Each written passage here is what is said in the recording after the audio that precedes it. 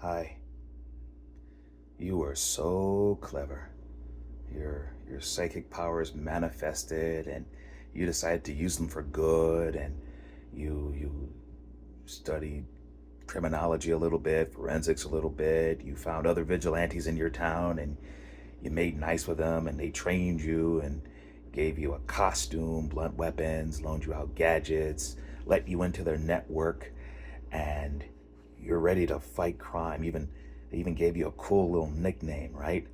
And then right before your first case, your first real solo adventure, both your parents get murdered. You investigate. They help your friends. And what they figure out is that your dad was embezzling money from someone he should not have been embezzling from. And this corporate villain is untouchable by the law. So he's a classic vigilante target. And as you're gathering evidence, this guy figures out you exist. And well, he kills you, kills your friends.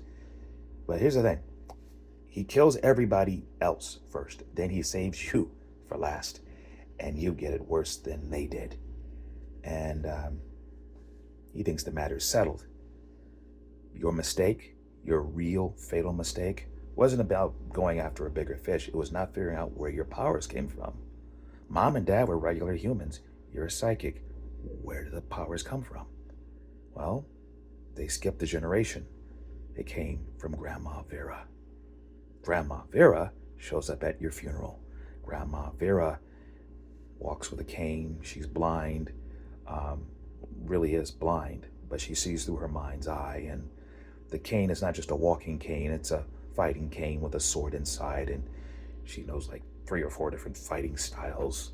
And world-class detective, although she doesn't have the reputation to back it up. She just does things, and if you knew her, if you knew how to reach her, she could solve your crimes just by looking at people or things and getting intuitive flashes.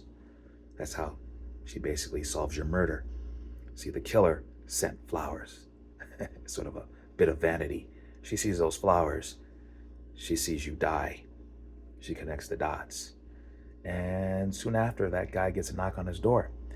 She doesn't fight her way in, although she could have. She's rather spry.